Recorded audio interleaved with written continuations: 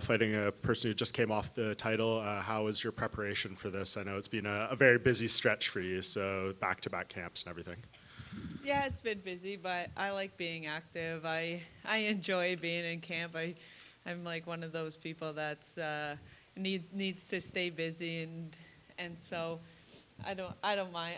If I wasn't in camp, I would be in the gym anyways. So kind of it's nice being able to have a goal and something to work towards. And this is such like a crazy ride that I'm on. It's so amazing. Like you said, she fought for the title before, and so I feel like a win over her kind of puts me right there to be able to fight for the title next. Yeah, especially with the title being on the line in just a few weeks, right? The timing is perfect. Yeah.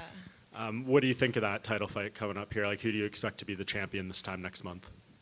I don't know. I mean, it's that they're both so talented.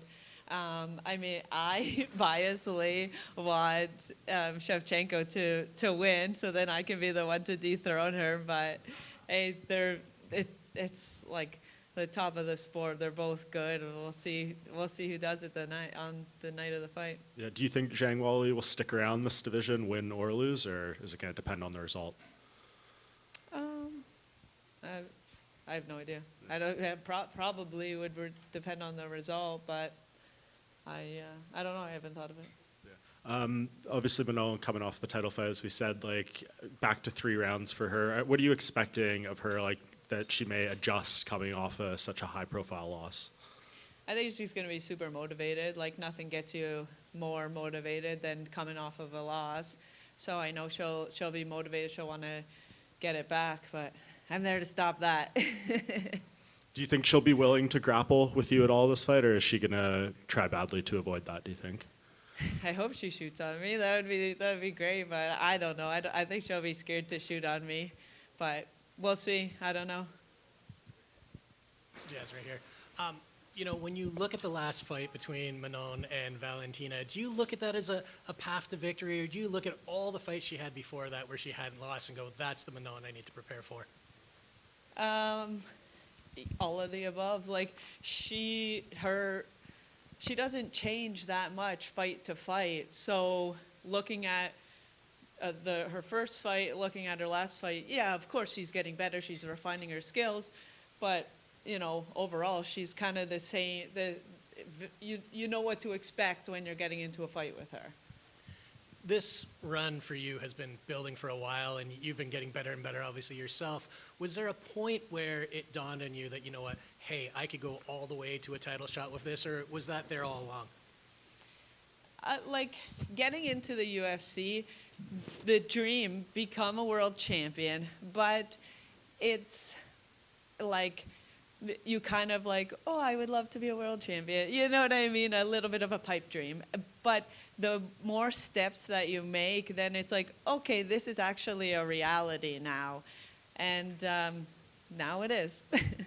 And it definitely is. It's not the pipe dream anymore. So have you changed your preparation at all, either be that physically in camp or just mentally how you go into these fights?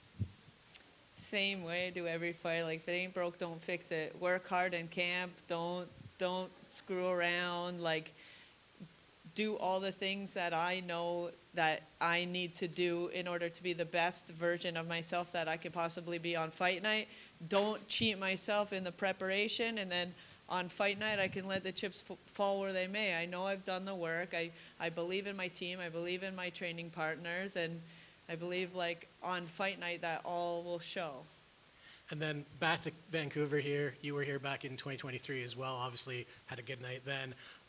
Have you heard feedback from the fans about this card? Because it seems like people are very amped up about this. It's not just a bunch of fights for Canadians. It's meaningful fights. Like Mike's fighting potentially for top 15.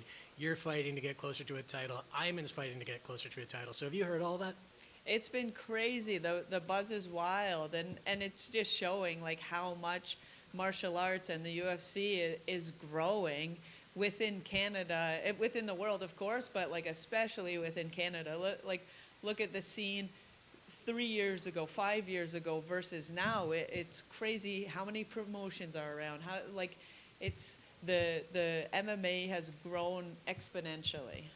And last one for me. We talked a while back, and you said one of your ways to take the mind off of fighting was your cooking. You have kind of like a Chopped style, and it made me think after Paige Van Zandt went on Chopped when she was with the UFC. Would you do Chopped? 100%. I would love to do that show. That's like one of my favorite shows is Chopped. I like hope someone reach out, please, Chopped. Hashtag Jazz on Chopped. Thanks.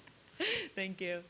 Welcome back to Vancouver. I'm curious, Jasmine, when you look at the arc of an MMA career, we see, people in their 20-somethings making the National Hockey League or making an impact in Major League Baseball. You're 36. The average age for a UFC Women's Champion is 36. What is it about your sport and reaching the pinnacle of it at maybe a stage where people are, in other professions are retiring, but you guys are hitting your stride? I think it's a combination of things. I think one, just physically, women maybe don't reach like their strength or I don't know quite what it is, if it's like hormonal or whatever it is, but I think like kind of like older women are generally stronger. In general, like I'll go in the gym, I'll go against like a 20-year-old. It feels like a child sometimes. You know what I mean? Not actually, but you understand what I'm saying. Yeah. So I think that's part of it, and then I think also just experience within the sport. Like it's not a natural thing for a woman to be in a fighting sport, punching people in the face and everything like that. And I think it takes a level of maturity to be able to, I guess, like overcome those natural like motherly instincts within ourselves.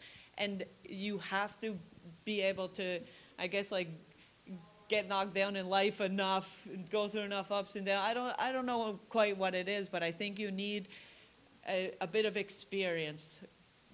So I think that's why, in general, women peak a little bit later than men. Men are all full of piss and vinegar since they're kids, you know what I mean? It takes a bit for us. How close do you think you are to the peak of the mountaintop, to getting up there? I think I'm right there. I'm the most active female fighter. I'm clawing my way to the top. She just fought for the title before, so I feel like a win over her puts me right there. Thank you. Jasmine, right here. How's it going? Take me through the vibes in the gym sort of leading into this. Obviously, Mike's on the card, but how about Cody getting the UFC contract as well? Like, are you kind of feeling that momentum going into this card? It's unreal. Like, the gym is popping. It's nuts. Like, Siri, he was getting, unfortunately, his shoulder, but he was getting ready for a fight too. So we have the guys coming up in the room. Pow Pow's got a big fight. All the guys are fighting, and so everyone's hungry and getting better, and so that's going to be pushing everyone else to be hungry and be getting better. Like, everyone's kind of like trying to outwork each other and out-skill each other, because everyone kind of has their game, and it's like, how can we figure out to not let this person implement their game on us or whatever. Like, we have such a deep room of very, very talented athletes, and it's crazy right now. It's nuts. And it's become kind of like the premier gym in Canada. You know, for years it was always TriStar, and it seems like there's so many fighters sort of gravitating towards your gym. What's it been like as someone who was there from the early days that now, you get all these fighters, wanting to come and train with you guys? It's nice having more partners, Before it's just me and T-Shay, really. He's my main man, and but it's awesome. Now I have girls to train with. Like, it was years before I really was able to train with any girls actually doing martial arts. I would have boxers, jiu-jitsu, whatever.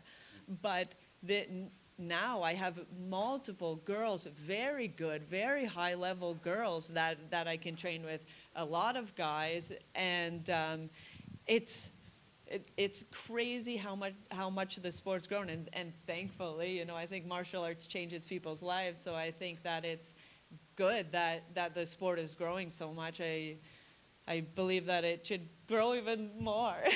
Absolutely. Obviously, Manon coming off the title loss to Valentina Shevchenko. Did you take much away from that fight, and do you see your fight playing out similarly in terms of it, just being sort of a striking match? Obviously, going to mix it up as well, I'm sure, too.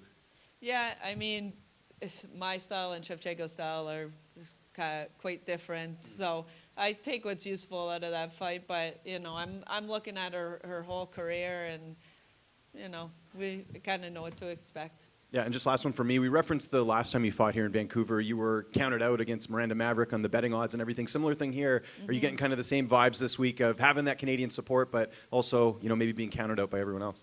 Yeah, I saw the odds, and I'm just like, whatever. I kind of like that I got to prove it a little bit. Thanks so much, guys.